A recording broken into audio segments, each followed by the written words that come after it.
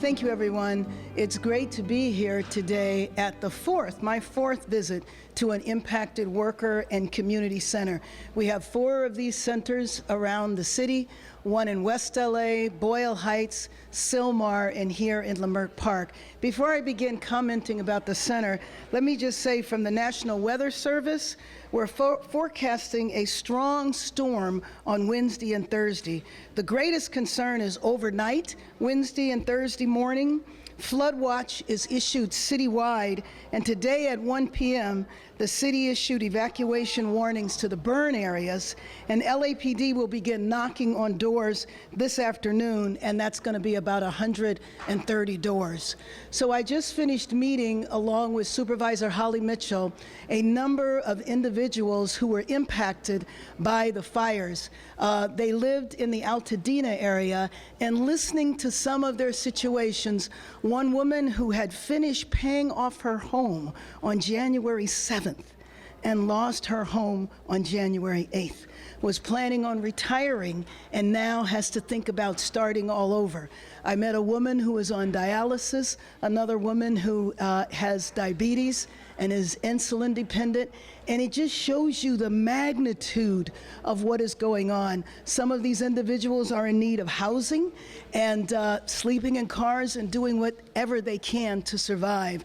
But it's wonderful to be here, though, because Robert Salcido, and I know he'll have a word in a few minutes, about the type of resources that are available here. So there are many people today who will walk away with cash assistance that they need for food, that they need to continue hotel stays, and it just shows that 2 months after the devastation, that the devastation and the grief continues for too many people. Let me, before I conclude, also mention that we have some deadlines coming up. On March 31st, that is the deadline for FEMA assistance. And we have told people that there are many times with FEMA, you're denied on the first application, and please continue to persist because you could be approved on subsequent applications. Also on March 31st, there is the Small Business Administration Physical Disaster Assistance is over. And then the right of entry and opt-out forms for everybody, that is the form that you need to fill out so that the Environmental Protection Agency and the Army Corps of Engineers can clean the area and remove the debris. We don't want people to miss those deadlines and then have the debris on their property there, because eventually it will hit you financially, where you can do it at no cost now. Let me introduce our supervisor from the area, Supervisor Holly Mitchell. Thank you very much, Madam Mayor. Good afternoon. Welcome to Leimert Park. Proud to represent this community in LA County. I'm proud to be with you today. We met with many Altadena residents who are now here in this community temporarily, and we heard their uniqueness of their stories and yet the commonality of their stories. Multi-generational households, health challenges, dealing with seniors and with young family members, dealing with the trauma of the loss of your home, your community, your business, all of the above. And what's important that the mayor and I believe, share together is figuring out how we bring government to the community. So you have resources like this, where we are bringing county government. I'm proud to have a Department of Economic Opportunity here today, Kelly Lobianco, to really talk about 3 important funds that the county is bringing forward to help with workers, those whose jobs were lost as a result of the fires, small businesses, as well as people who lost their housing. The deadline for those 3 county funds to apply is tomorrow, March 12th. So again, we are here sharing the website. You know, one thing, Madam Mayor, that I heard today that really troubled me is to hear people talk about the fraudulent links that are circulating.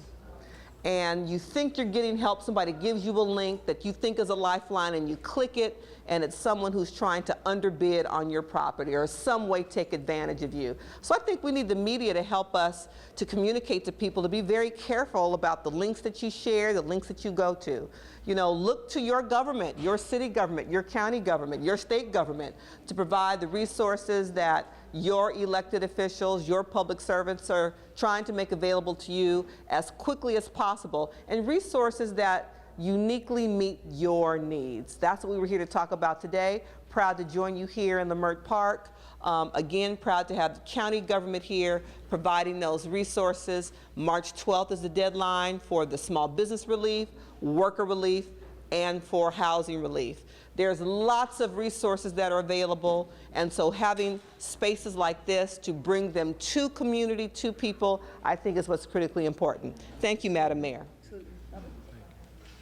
Good afternoon, Robert Saucedo, Robert R-O-B-E-R-T, Saucedo, S-A-U-S-E-D-O. Let me first and foremost say that, Jeremiah teaches us to take care of the welfare of the city, and in its welfare, we will have welfare. And that's what we're here today, is to take care of those in need in this great city. And we'll continue to push out the efforts. You've heard of the funds that the county and the city have. Community Build has directed $125,000 towards boots on the ground to 27 agencies who are continuing to help on the street. We also have a fund available where we're providing housefuls of furniture. We're picking up with the Teamsters tomorrow 2 truckloads of furniture to distribute to members that have lost everything and are relocating to other locations. And we have a host of other services. And let me not forget that the quietest group of people you don't hear about is the AAPI community. And the reason I bring them up today is because many of them have gone underground because of fear of ICE raids. And so what we've done is we've set aside $25,000, and we're bringing out in 2 weeks 100 pastors to contribute $500 to $1,000 to support the AAPI community in their recovery efforts. So this is a we thing. This is about all of us coming together, because this is this homogenous city that we have where we all work together culturally and throughout various communities. So we want to thank you, members of the press. Continue to get this good news that we are helping people navigate the difficult process to resources and giving them a pathway and a roadmap to get what they need to recover fully. Thank you very much. I'm going to offer a few words in Spanish. Buenas tardes, mi nombre es Abigail Marquez y soy la gerente general del Departamento de Inversión Comunitaria de la Ciudad de Los Ángeles. Estamos aquí con nuestro alcalde y la supervisora para anunciar que tenemos 4 centros de recuperación para personas y familias y los negocios que fueron impactados por los incendios.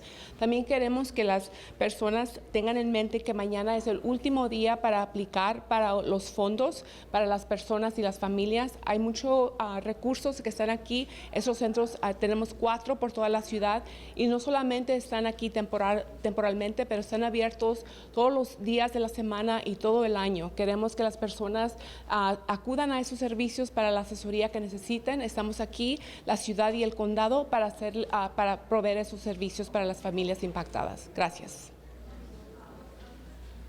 Thank you. Any questions? Madam Mayor, in discussions with people who are applying for the aid, are you finding that as they're meeting with people here at the table, it's a little easier to get through the sea of paperwork than it would be if they tried to do it on themselves or if they tried to get online? Well, we did hear from one resident who acknowledged her senior status and said navigating those online sites can be challenging. So they were really grateful. They haven't met with people yet. They're going to come out and actually meet with people, but they were glad to be in a one-stop shop and to be able to have direct interaction with people who will help facilitate them with the application process. I completely agree. And I will add, for those who are comfortable navigating the website, recovery.lacounty.gov is indeed a legitimate link operated by the County of LA to help you identify recovery services that the county is making available. And let me just say that when we go to these centers, the people that we are meeting with, the people that are here for services, are still going through incredible trauma and grief. And the last thing in the world you want to do under the best of circumstances is be buried in bureaucratic paperwork of any amount, whether it's online or in person. And so to be able to be here and to have somebody literally help fill out that application for you is a tremendous relief. Something you mentioned on the links, some of them are questionable, to say the least. What advice are you giving people if they are approached by someone saying, hey, click on the link, I can take it, go through it? Should people be talking to people here at the center, say, double check? Well, I think I think our supervisor said it the best, that if you are at a government link, it ends GOV. So pay attention to how that link ends. And then I know that our district attorney, Nathan Hochman, is hot to deal with any fraud or anything like that. Have we had any significant cases of that happen so far that you know of, Supervisor? Not yet? Not that I'm aware of, but it did strike me, literally everyone we talked to, the whole circle Said that. talked about these fraudulent links. And so, you know, if it doesn't pass the smell test, don't click on it. You've got to see if it's spelled correctly. All those things that we're trained to keep our home computers virus-free, you have to be thoughtful. And it's horrible to imagine that people would take advantage of people when they are in the middle of experiencing the worst trauma of their lives. And yet we know that there are people who are, so you have to be vigilant. And again, if it's a nonprofit organization, you know, stop and call and see if this makes sense. If it's Red Cross and it's got 3 S's in the cross in the link, don't click on it. Call the organizations and ask questions to verify their validity. Madam Mayor, before like KBLA, you mentioned the March 31st deadline for FEMA assistance, for SBA assistance, for right of entry form. We know there are a series of mass firings that are taking place in Washington, D.C.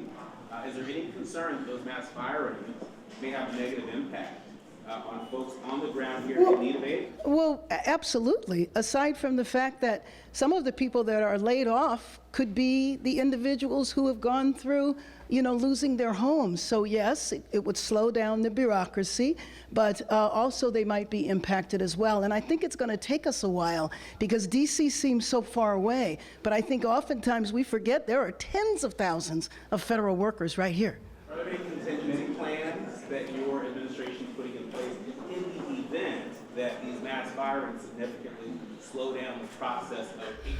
Well, you know, we're just trying to stay on top of it. Right now, we don't have any evidence of that happening, but we are certainly trying to stay on top of it and also staying very close with our federal delegation, our congressional members that are here. On Measure ULA, the real estate transfer tax that's fairly new, some have said it should be suspended or repealed because it could hold back rebuilding.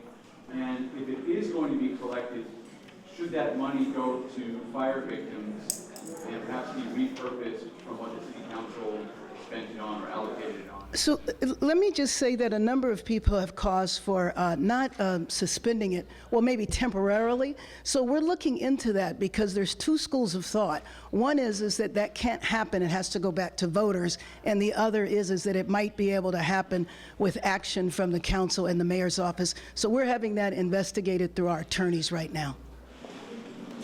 Madam Mayor, apparently we're getting some help from Supervisor Mitchell, the Bolton getting some help from the city of California. OES is saying they're going to be sending approximately 400 personnel down here in advance of the rain.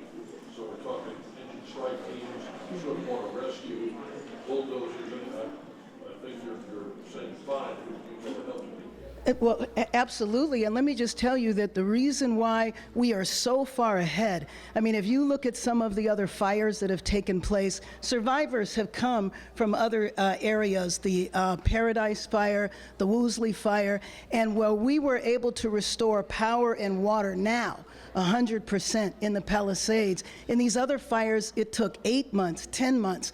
And the reason we were able to do that is because we were flooded with personnel, federal personnel, from the EPA, from FEMA, and also from the Army Corps of Engineers. So yes, we want all the help. We want people to rebuild as fast as possible. And in the city of LA, in Palisades, we have about 70 people that are already in the planning and permitting process to begin rebuilding because we went through phase 1 and phase 2 with lightning speed. And so it's just important that people feel hope, they feel the future, and the best way to do that is to begin the rebuilding process. So we do have the one-stop rebuilding center that if you are impacted, you could go to that center. All of the city agencies are there, and you can begin the planning process now. I'm wondering,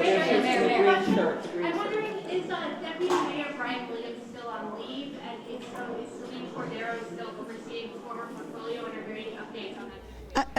I didn't hear you completely, but I know you asked about Brian Williams. You know what? I need to check and see if he is, and we'll get back to you and let you know. But Celine Cordero is still overseeing public safety. That's right.